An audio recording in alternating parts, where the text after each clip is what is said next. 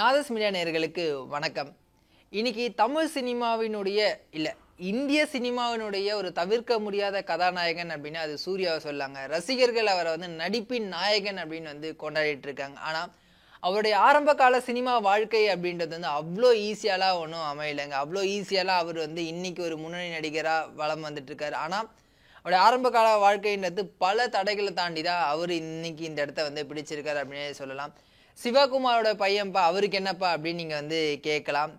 ஒரு legendary actor Sivakumar, அவருடைய மகனா சினிமாவில் அறிமுகமாகிறாரு. ஆனா இன்னைக்கு அவர் இந்த இடத்த பிடிச்சிருக்கான காரணம் அவருடைய உழைப்பு மட்டும்தாங்க நான் சொல்லுவேன். ஏன்னா நிறைய வாரிசு நடிகர்கள் காணாம போயிருக்காங்க, தோத்து போய் சினிமாவை விட்டு வெளியே போயின அந்த சூழலை நம்ம பார்த்துருக்கோம். ஆனா பல தடைகளை தாண்டி பல தோல்விகளை தாண்டி தன்னைத்தானே செதுக்கி இன்னைக்கு சூர்யா அவர்கள் இந்த ஒரு இடத்த பிடிச்சிருக்காரு அப்படின்னு சொல்லலாம்.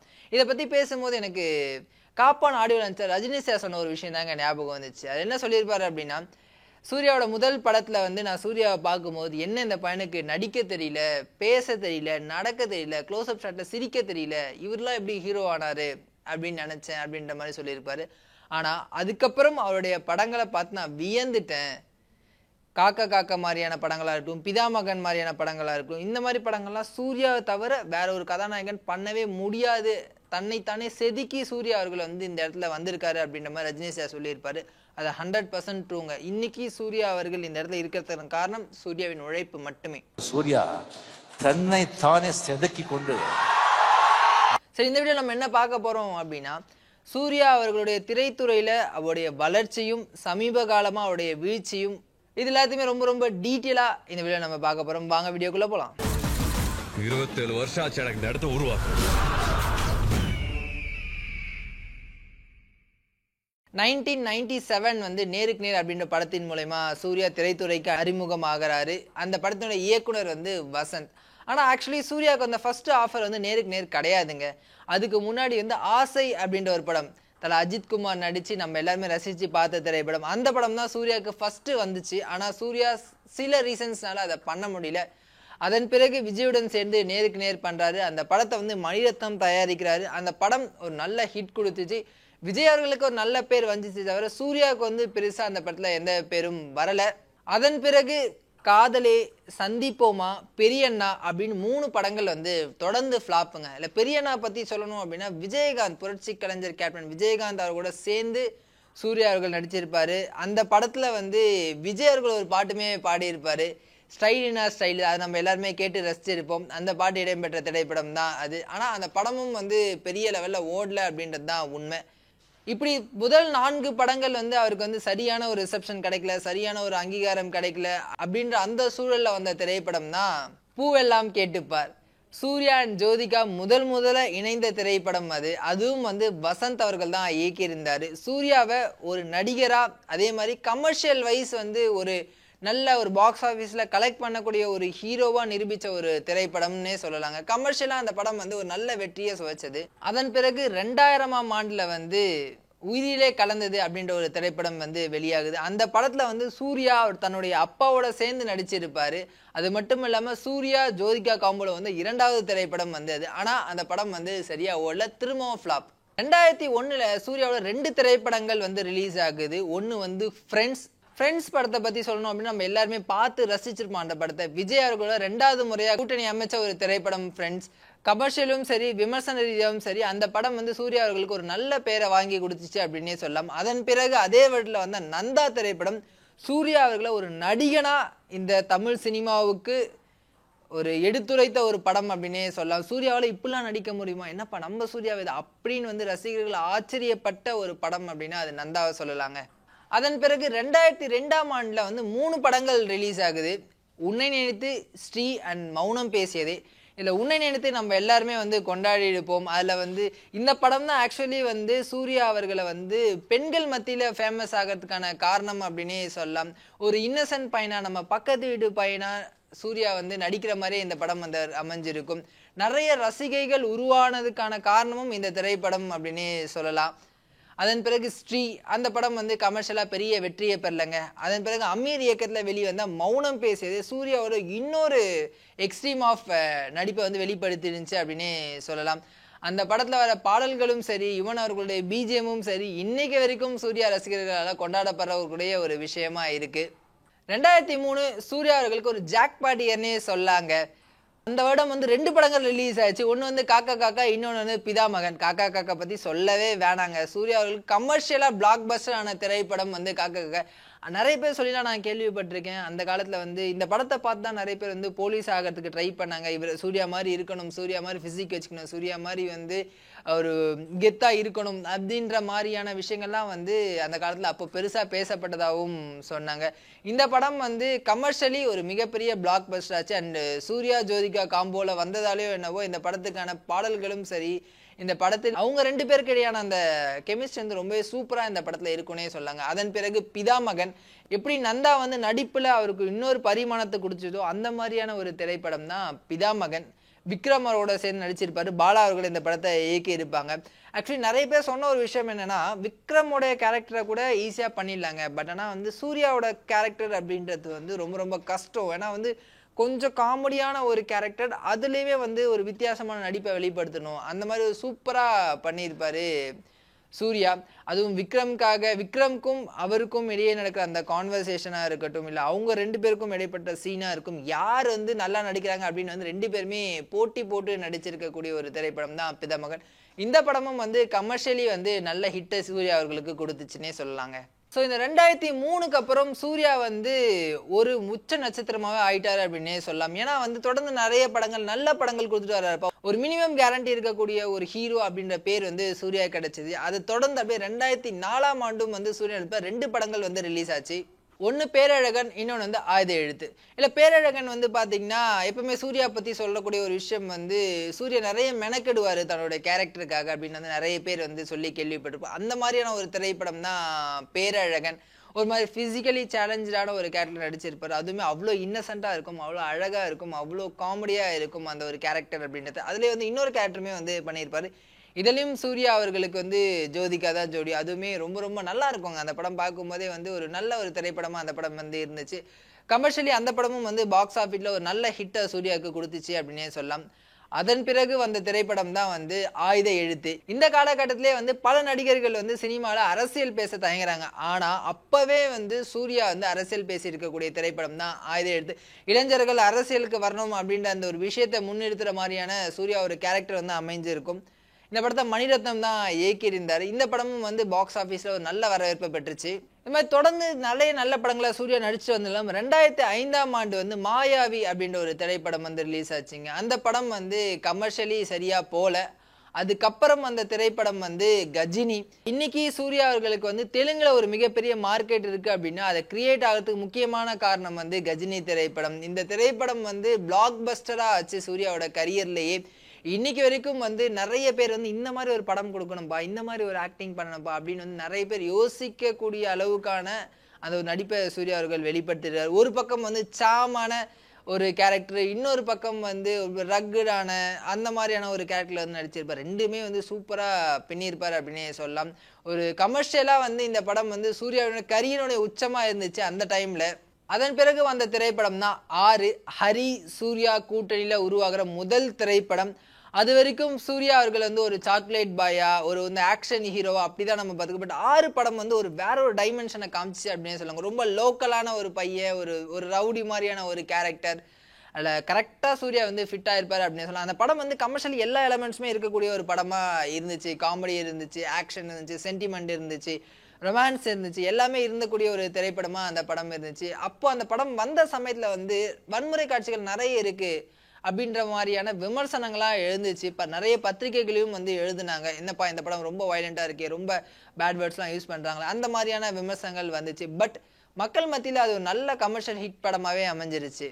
சூர்யா அவர்கள் தொடர்ந்து இந்த மாதிரி வந்து ஆக்ஷன் ஃபிலிம்ஸ், கெட்டப் சேஞ்ச் பண்ற படங்கள், இந்த மாதிரி ரொம்ப வந்து ஒரு காம்ப்ளெக்ஸான படங்களை எடுத்துட்டு வரக்கூடிய டைம்ல வந்து 2006ல வந்து சில்லுன்னு ஒரு காதல் அப்படின்ற ஒரு திரைப்படம் வந்து ரிலீஸ் ஆகுது. எகெயின் அந்த உன்னை நினைத்து படம் வந்து எப்படி வந்து சூர்யா அவர்களுக்கு வந்து ஒரு மிகப்பெரிய ஃபேன் ஃபாலோயிங்ஸை உருவாக்கி கொடுத்துல முக்கிய படமா அமைச்சு, அதே மாதிரி தான் சில்லுன்னு ஒரு காதல். இன்னைக்கு பல பெண் ரசிகைகள் வந்து சூர்யாவுக்கு இருக்காங்க அப்படின்னா அதுக்கு இந்த படமும் ஒரு மிக முக்கியமான காரணம் அப்படின்னே சொல்லலாம். இந்த படத்துல வந்த பாடல்களாகட்டும், பர்டிகுலரா வந்து முன்பேவாவா இருக்கட்டும், இல்ல வந்து நியூயார்க் நகரம் பாடலாகட்டும், இன்னைக்கும் நம்ம கேட்டு வைப் பண்ணிட்டே இருக்கோம். இதுல வந்து சூர்யா அண்ட் ஜோதிகாவான அந்த காம்பினேஷன் சீன்ஸ் வந்து அவ்வளோ கியூட்டா இருக்கும், அவ்வளோ அழகா இருக்கும்.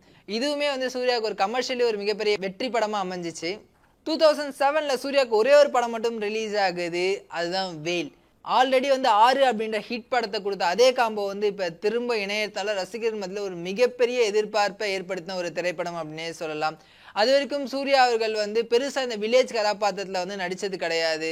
ஒரு ரவுடியா நடிச்சிருக்காரு, ஒரு ஒரு ஒரு சிட்டில இருக்கக்கூடிய ஒரு பையனா தான் மேக்சிமம் அவருடைய கேரக்டர்ஸ் வந்து இருந்துச்சு. பட் இந்த திரைப்படம் தான் வந்து சூர்யா அவர்களை பிஎன்சி சென்டர்ஸ்ல கொண்டு போய் சேர்த்துச்சு அப்படின்னே சொல்லலாங்க. இதுல வரக்கூடிய பஞ்ச் டைலாக்ஸ் இருக்கும், அவ்வளோ ரேசியா இருக்கும் ஸ்கிரீன் பிளே. இதுலயும் கமர்ஷியல் படத்துக்கான எல்லா எலமெண்ட்ஸுமே பக்காவா இருந்துச்சு. இன்னொரு கூடுதல் சிறப்பு அம்சம் என்னன்னா, முழுக்க முழுக்க கிராமத்து பின்னணியில உருவான இந்த திரைப்படம் பிஎன்சி சென்டர் மட்டும் இல்லாம ஏ சென்டர்லயும் ஒரு நல்ல கலெக்ஷனை பெற்றுச்சு அப்படின்னே தான் சொல்லணும். அதன் பிறகு 2008ல வாரணம் 1000. இந்த படத்தை யாராச்சும் மறக்க முடியுமா? இன்னும் வந்து ஒரு எவர்கிரீன் படமா வந்து தமிழ் சினிமால இந்த படம் வந்து இருக்குங்க. அந்த ஒரு படம் சூர்யா அவர்களை வந்து அடுத்த கட்டத்துக்கு கொண்டு போச்சு அப்படின்னே சொல்லலாம். பாக்ஸ் ஆஃபீஸா இருக்கட்டும், இல்ல வந்து சூர்யா ஆக்டராவுமே இருக்கட்டும், அடுத்த கட்டத்துக்கு கொண்டு போன ஒரு திரைப்படம் அப்படின்னா வாரணம் 1000 சொல்லலாம். அந்த படத்துல இடம்பெற்ற பாடல்களா இருக்கட்டும், அந்த படத்தினுடைய கதையா இருக்கட்டும், இன்னைக்குமே வந்து நிறைய பேர் லவ் ஃபெயிலியர்னா ஜிம் பக்கம் போறாங்க, அதுக்கு விதை போட்டது வந்து அந்த படம் தான் அப்படின்னு சொல்லுவோம். அந்த படத்துக்கு பிறகுதான் வரைக்கும் நிறைய பேர் வந்து இந்த ஜிம் போகணும், நம்ம வந்து பாடியை பார்த்துக்கணும், அந்த மாதிரியான விஷயங்கள்லாம் வந்து யங்ஸ்டர்ஸ் கவனம் செலுத்த ஆரம்பிச்சாங்க அப்படின்னே சொல்லலாம். ஒரு மிகப்பெரிய ரோல் மாடல், ஒரு மிகப்பெரிய ஒரு ட்ரேட்மார்க்கை உருவாக்கின ஒரு திரைப்படம் தான் வந்து வாரணம் 1000. இப்படி தான் தொட்டதெல்லாம் ஹிட் அப்படின்ற மாதிரி சூர்யா வந்து அடுத்தது லெவலுக்கு போயிட்டே இருந்த ஒரு காலகட்டம் தான் அது. அதை தொடர்ந்து அப்படியே 2009ல வந்து 2 படங்கள் வந்து ரிலீஸ் ஆகுது. ஒன்று வந்து அயன். அதுக்கு முன்னாடி இருந்த அத்தனை சாதனைகளும் உடைச்சி அந்த வருடத்தின் ஹையஸ்ட் கலெக்ஷன் பண்ண திரைப்படம் அப்படின்னா அயன் சொல்லாங்க. அது வந்து சூர்யாவுடைய இன்னொரு கைண்ட் ஆஃப் ஆக்டிங் வந்து கொடுத்துருக்கும். அவராக இருக்கட்டும், பிரபு சாரா இருக்கட்டும், கர்ணா சாரா இருக்கட்டும், அந்த ஒரு காம்போவே வந்து அவ்வளோ அழகா இருக்கும். அந்த தமன்னா சூர்யா, இந்த காம்போ வந்து இன்னைக்குமே நம்மளால மறக்க முடியாத ஒரு காம்போ அப்படின்னே சொல்லலாம். சூர்யா அவர்களை பாக்ஸ் ஆஃபீஸ் கிங்கா உருவாக்கின திரைப்படம் தான் அயன். ஸோ இன்னைக்கு வரைக்கும் அந்த மாதிரி ஒரு திரைப்படம் எடுங்க அப்படின்னு வந்து நிறைய சூர்யா ஃபேன்ஸ் வந்து கேட்டே இருக்காங்க. ஆனால் ஒரே ஒரு அயன் தாங்க அந்த திரைப்படத்தை அடிச்சுக்கிற மாதிரியான ஒரு திரைப்படம் இது வரைக்கும் வரல அப்படின்றது தான் உண்மை. அதே ஆண்டில் வெளிவந்த இன்னொரு திரைப்படம் தான் ஆதவன். எப்படி வந்து அயன் வந்து ஒரு ட்ரேட்மார்க் செட் பண்ணிச்சோ அதே மாதிரி தாங்க ஆதவனும். ஆதவன் வந்து பார்த்தா முற்றிலும் ஒரு கமர்ஷியல் ஜோன். கே.எஸ். ரவிக்குமாரோட இயக்கத்தில் இந்த திரைப்படம் காமெடிலாம் வந்து அல்டிமேட்டாக ஒர்க் அவுட் ஆயிருக்குங்க. இவருக்கும் வடிவேலுக்குமா அந்த சீன்ஸ்லாம் வந்து வேற இன்னும் நம்ம வந்து அதை பார்த்துட்டு சிரிச்சுட்டே இருப்போம். அந்த படம் நீங்கள் எந்த கட்டத்துலேருந்து பார்க்க ஆரம்பித்தாலும் சரி, அந்த படம் முடிவு வரைக்கும் நம்ம வந்து பார்த்துட்டே இருப்போம். அந்த அளவுக்கு நம்ம எல்லாருக்குமே ஒரு பிடிச்ச திரைப்படம் அப்படின்னா அது வந்து ஆதவன் சொல்லலாம். இன்னொரு கூடுதல் தகவல் என்ன அப்படின்னா, சமீபத்தில் மறைந்த பழம்பெரும் நடிகை சரோஜா தேவியுடைய கடைசி தமிழ் திரைப்படம் தான் ஆதவன். வடிவேல் கூட ரொம்ப ரொம்ப அழகா இல்லை கலாய்ச்சிருப்பாரு. சொர்க்கத்தில் கூட இந்த அம்மா மேக்கப்போடே தெரியுது அப்படின்ற மாதிரியான விஷயங்கள் வந்து சொல்லியிருப்பாங்க. இன்னைக்கு அவங்க நம்ம கூட இல்லை, அவங்களோட கடைசி திரைப்படம் அப்படின்றது வந்து குறிப்பிடத்தக்கது. அதன் பிறகு 2 ஹிட் கொடுத்த சூர்யா அண்ட் ஹரி கூட்டணி திரும்ப 2010ல் கூட்டணி அமைக்கிறாங்க. அந்த திரைப்படம் தான் சிங்கம். எப்படி வந்து வேல் அப்படின்றது வந்து அவருடைய கரியர்லேயே ஒரு மிக முக்கியமான திரைப்படமா அமைஞ்சிச்சோ அதே மாதிரி தான் வந்து சிங்கமும். இன்னைக்கு சிங்கம் அப்படின்றது ஒரு பிராண்டா கிரியேட் ஆகிறதுக்கான காரணம் வந்து அந்த திரைப்படம் அப்படின்னே சொல்லலாங்க. அந்த படத்துல வந்து பஞ்ச் டைலாக்ஸா இருக்கட்டும், இல்லை ரேசியான ஸ்கிரீன் பிளேவா இருக்கட்டும், சூர்யாவோட ஸ்கிரீன் பிரசன்ஸா இருக்கட்டும், எல்லாமே வந்து அவ்வளோ பர்ஃபெக்டாக இருக்கும். எப்படி காக்கா காக்கா வந்து அந்த போலீஸ் அப்படின்ற அந்த ஒரு கதாபாத்திரத்துக்கு வந்து செம கெத்தா அமைஞ்சிச்சோ அது மாதிரி அமைந்த ஒரு திரைப்படம் தான் சிங்கம். கமர்ஷியலி சொல்லவே வேணாம், உங்க எல்லாருக்குமே தெரிஞ்சிருக்கும். கமர்ஷியலி வேற லெவல் ஹிட்டான ஒரு திரைப்படம் தான் சிங்கம். அதன் பிறகு அதே ஆண்டில் வெளிவந்த இன்னொரு திரைப்படம் தான் ரத்த சரித்திரம். இந்த படம் வந்து கமர்ஷியலி பெருசா ஓடல அப்படின்றது தாங்க உண்மை.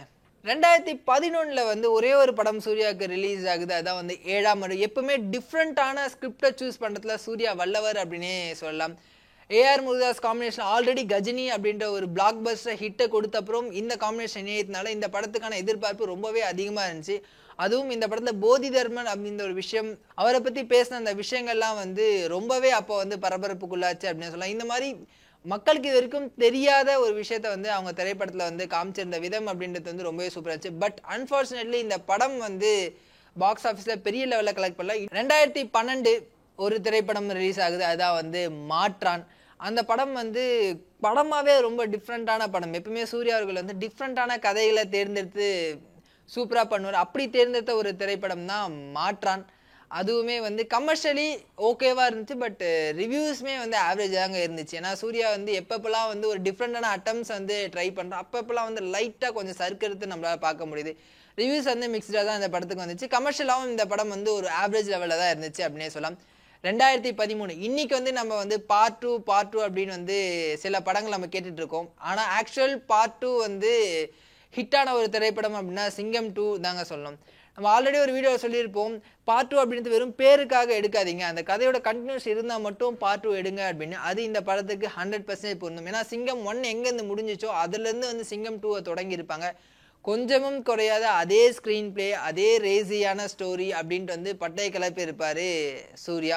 இந்த படமும் வந்து கமர்ஷியலி வந்து ஒரு பிளாக் பஸ்டர் ஹிட்டா அமைஞ்சிச்சு. இந்த 2003 to 2013 அப்படின்றது சூர்யா அவருடைய கோல்டன் பீரியட் அப்படின்னே சொல்லலாங்க. ஏன்னா வந்து அந்த காலகட்டம் அப்படின்ட்டு எப்படி இருந்துச்சு அப்படின்னா, அஜித், விஜய் அண்ட் சூர்யா இவங்க 3 பேருக்கும் இடையான போட்டி அதிகமா இருந்தக்கூடிய ஒரு காலகட்டம் தான் அது. ஆனா மற்ற 2 நடிகர்களும் வந்து ஒரு ஹிட் ஒரு ஃபிளாப் அப்படி மாத்தி மாத்தி வந்த அந்த காலகட்டத்தில் சூர்யா அவர்கள் தொடர்ந்து ஹிட்டுங்க. எல்லா படமே வந்து பிளாக் பஸ்டர் ஹிட், கமர்ஷியலா வந்து வேற லெவல் ஹிட் ஆகி கொடிக்கட்டி பறந்த ஒரு காலகட்டம் அப்படின்னே சொல்லலாம். அப்பதான் வந்து சூர்யா அப்படின்ற ஒரு பெயர் அப்படின்ட்டு இந்தியா முழுக்க பிரபலமாகுது. அவருக்கான ஃபேன் ஃபாலோவிங்காக இருக்கட்டும், அவருக்கான பாக்ஸ் ஆஃபீஸ் கலெக்ஷனாக இருக்கும், எல்லாமே வந்து ஒரு பெஞ்ச் மார்க்கை வந்து எட்டுது அப்படின்னே சொல்லலாம். இவங்களோட காம்படிட்டராக இருந்த விஜயும் சரி அஜித்தும் சரி ஸ்ட்ரகிளான ஒரு காலகட்டம் அது.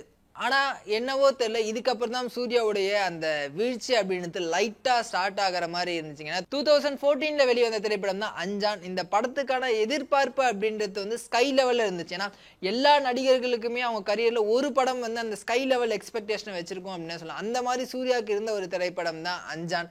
அந்த படத்தினுடைய ட்ரெய்லராக இருக்கட்டும், அதில் இடம்பெற்ற சூர்யாவோட லுக்ஸாக இருக்கட்டும், அதில் வந்து சூர்யா அவர்கள் முதல் முறையாக பாட்டு பாடியிருந்தார், இந்த மாதிரி ஏகப்பட்ட சூப்பரான விஷயங்கள் அந்த படத்தில் இடம்பெற்றிருந்தது. அதனால என்னவோ இந்த படத்துக்கான எதிர்பார்ப்பு அப்படின்றது வந்து ரசிகர்கள் மத்தியில் மிகப்பெரிய லெவலில் இருந்துச்சு. பட் படம் வந்து அந்த அளவுக்கு அந்த எதிர்பார்ப்பை பூர்த்தி பண்ணலை. சூர்யாவுடைய கரியர்லேயே ஒரு மிகப்பெரிய ஃப்ளாப்பா அமைஞ்ச திரைப்படம் தான் அஞ்சான். அதன் பிறகு 2015 வெங்கட் பிரபுவோட இயக்கத்தில் மாஸ் அப்படின்ற ஒரு திரைப்படத்தில் நடிக்கிறார். அது வந்து ஒரு ஹாரர் ஃபிலிம். எப்பவுமே முன்னணி நடிகர்கள் வந்து இந்த மாதிரியான ஹாரர் ஃபிலிம்ஸை பெரும்பாலும் நடிக்க மாட்டாங்க. சூப்பர் ஸ்டார் வந்து சந்திரமுகில நடிச்சிருந்தார், அந்த மாதிரி ஒரு சிலர் மட்டும் தான் இருக்குன்னு நம்ம சொல்லலாம். பட் இவர் அந்த மாதிரி ஹாரரில் ஒரு நடித்த ஒரு திரைப்படம் தான் மாஸ். பட் இந்த படமும் வந்து கமர்ஷியலும் சரி கிரிட்டிக்கலும் சரி பெருசாக கனெக்ட் ஆகலை. அதன் பிறகு பசங்க 2 அப்படின்ற ஒரு படத்தில் ஒரு கெஸ்டோட நடிக்கிறேன். ஏன்னா இந்த படத்தினுடைய ப்ரொடியூசரும் வந்து சூர்யா தான். இந்த படம் வந்து ஒரு ஆவரேஜாக தாங்க போச்சு. சூர்யா அவர்கள் கெஸ்டோட நடிச்சிருந்தா கூட ஒரு நல்ல வரவேற்பை இந்த படம் வந்து பெற்றிருந்துச்சு அப்படின்னே சொல்லணும். அதன் பிறகு 2016 to 2019 அப்படின்றது வந்து ஒரு சோகமான காலகட்டம் அப்படின்னே சொல்லலாம் சூர்யாவுக்கு. ஏன்னா அந்த காலகட்டத்தில் வந்த எல்லா படங்களுமே வந்து பெருசாக ஓடலை. 24, சிங்கம் 3, தானா சேர்ந்த கூட்டம், என்ஜிகே, காப்பான், இப்படி அடுத்தடுத்து சூர்யா அவர்களுக்கு ஃப்ளாப் திரைப்படங்களாக அமைஞ்சிச்சு. அதன் பிறகு கொரோனா வந்துச்சு. கொரோனா காலகட்டத்தில் எந்த திரைப்படமும் வந்து ரிலீஸ் ஆகலை. பட் சூர்யா அவர்கள் வந்து 2 படங்கள் அந்த டைமில் வந்து ரிலீஸ் பண்ணார். ஒன்று வந்து சூரரை போற்று அண்ட் ஜெய்பீம், ரெண்டுமே வந்து OTT ரிலீஸாக வந்துச்சு. இந்த 2 திரைப்படங்களுமே வந்து மக்களிடையே ஒரு மிகப்பெரிய வரவேற்பை பெற்றிருந்துச்சு அப்படின்னு. குறிப்பாக வந்து ஜெய்பீம் திரைப்படத்தில் வந்து சில சர்ச்சைகள் எழுந்திருந்தாலும் அந்த படம் வந்து நிறைய மக்களை கவர்ந்துச்சு அப்படின்னு தாங்க சொல்லணும். அதுக்கப்புறம் இந்த கொரோனாலாம் ஒரு வழியாக முடிஞ்சு தேட்டர்ஸ்லாம் ஓப்பன் பண்ணாங்க. அதன் பிறகு 2022 எதற்கும் துணிந்தவன் அப்படின்ற ஒரு திரைப்படம் வந்து ரிலீஸ் ஆகுது. பொள்ளாச்சி நடந்த ஒரு பாலியல் சம்பவத்தை அடிப்படையாக வச்சு இந்த படத்தை இயக்கி இருப்பாங்க. இந்த படமும் வந்து மக்கள் மத்தியில் ஒரு மிகப்பெரிய வரவேற்பை பெறல அப்படின்றது தான் உண்மை. பாக்ஸ் ஆஃபீஸ்லையும் இந்த படம் வந்து தோல்வி அடைஞ்சது. அதே 2022 லோகேஷ் கனகராஜ் இயக்கத்தில் கமல் அவர்களோட நடிப்பில் வெளிவந்த திரைப்படம் தான் விக்ரம். இந்த படத்தில் ரோலக்ஸ் அப்படின்ற ஒரு கதாபாத்திரம் நடிச்சிருப்பாரு. ஆக்சுவலி உண்மையை சொல்ல போனால் சூர்யா அவர்களுடைய இத்தனை வருஷ கரியரில் வந்து அந்த ஒரு 5 நிமிஷம் அந்த கேமியோ அப்படின்றது வந்து ஒரு மிகப்பெரிய ஹைலைட்டாக அமைச்சு அப்படின்னே சொல்லலாங்க. அவருடைய படங்கள் பிளாக் பஸ்டர் படங்களுக்கு கூட இல்லாத ஒரு வரவேற்பு இந்த ரோலக்ஸ் அப்படின்ற ஒரு கேரக்டருக்கு இருந்தது அப்படின்றது தான் உண்மை. 2024 மிகப்பெரிய எதிர்பார்ப்புகளோட வெளிவந்த ஒரு திரைப்படம் தான் கங்குவா. இந்த படத்தை வந்து பாகுபலி, காந்தாரா இந்த மாதிரியான ஒரு படமாக இருக்கும் அப்படின்னு வந்து ப்ரொடியூசர் சைட்லேருந்தே சொல்லிட்டு இருந்தாங்க. அது மட்டும் இல்லாமல் இந்த படம் வந்து 1000 கோடி கலெக்ட் பண்ணும், 2000 கோடி கலெக்ட் பண்ணும், இந்த மாதிரியான பில்டப்ஸ்லாம் வந்து இருந்துச்சு. இது ஒரு பக்கம் சூர்யா ரசிகர்களை வந்து திருப்தி படுத்தி இருந்தாலும் கூட இன்னொரு பக்கம் வந்து பொதுமக்களுக்கு என்னடா இவங்க படத்தை இவங்களே சொல்லிட்டு இருக்காங்க அப்படின்ற மாதிரியான அந்த ஒரு தோற்றம் தாங்க இருந்துச்சு. சரி படம் வரட்டும் எப்படி இருக்குன்னு பார்க்கலாம் அப்படின்ற மாதிரியான ஒரு மனநிலையில் தான் பொதுமக்கள் இருந்தாங்க. அது மட்டும் இல்லாமல் இந்த படத்தினுடைய ஆடியோ லான்ச்சில் வந்து அந்த படத்தினுடைய ப்ரொடியூசர் ஒரு விஷயம் சொல்லியிருப்பார், இந்த பாஸ் அப்படியே கையில் வச்சுங்க, வெற்றி விழாவில் நம்ம எல்லாரும் சந்திப்போம் அப்படின்ற மாதிரி ஓவர் கான்ஃபிடென்ட்டாக சில விஷயங்கள் வந்து பண்ணியிருந்தாங்க. அது எல்லாமே இந்த படம் ரிலீஸ் ஆன அப்புறம் அவங்களுக்கே பேக் ஃபயர் ஆயிடுச்சு அப்படின்றது தான் உண்மை. இந்த படம் கிரிட்டிக்கல் வைஸும் சரி கலெக்ஷன் வைஸும் சரி மிகப்பெரிய ஃப்ளாப்புங்க. அதுக்கப்புறம் 2025 கார்த்திக் சுப்ராஜ் இயக்கத்தில் ரெட்ரோ அப்படின்ற ஒரு திரைப்படம் வந்து ரிலீஸ் ஆகுது. இந்த படம் கிரிட்டிக்கலி அண்ட் கமர்ஷியலி வந்து ஒரு ஓகேவான திரைப்படமாக சூர்யா அவர்களுக்கு அமைஞ்சிச்சு. அதன் பிறகு ஆர்ஜே பாலாஜியோட டைரக்ஷனில் கருப்பு அப்படின்ற ஒரு திரைப்படத்தில் சூர்யா இப்போ நடிச்சிட்டு வர்றாரு. இப்போ சூர்யாவோட ஃபிலிமோகிராஃபி பார்த்தோம் அப்படின்னா ஒரு காலகட்டத்தில் வந்து பீக்கில் இருந்தார், யாருமே வந்து பக்கத்தில் நெருங்க முடியாத ஒரு பீக்கில் வந்து சூர்யா இருந்த காலகட்டம்லாம் இருக்குது. பட் இப்போ வந்து அது அப்படியே மாறி இருக்கு அப்படின்னு தான் சொல்லணும். சூர்யா அவர்கள் திரும்ப கம்பேக் கொடுத்து அந்த இடத்த பிடிப்பார் அப்படின்ட்டு வந்து நம்ம நம்பலாம். ஸோ சூர்யா அவர்களுக்கு வந்து இன்னைக்கு பிறந்தநாள், நம்ம சார்பாக அவருக்கு பிறந்தநாள் வாழ்த்துக்களை தெரிவிச்சுட்டு இந்த மாதிரி இன்னும் பல சக்ஸஸ் வந்து லைஃப்பில் அடையணும் அப்படின்னு வந்து நம்ம சார்பாக வாழ்த்தலாம். அண்ட் இன்னொரு வீடியோவில் உங்களை சந்திக்கும் வரை உங்களிடம் விடைபெறுவது உங்கள் நவீன். தேங்க்யூ.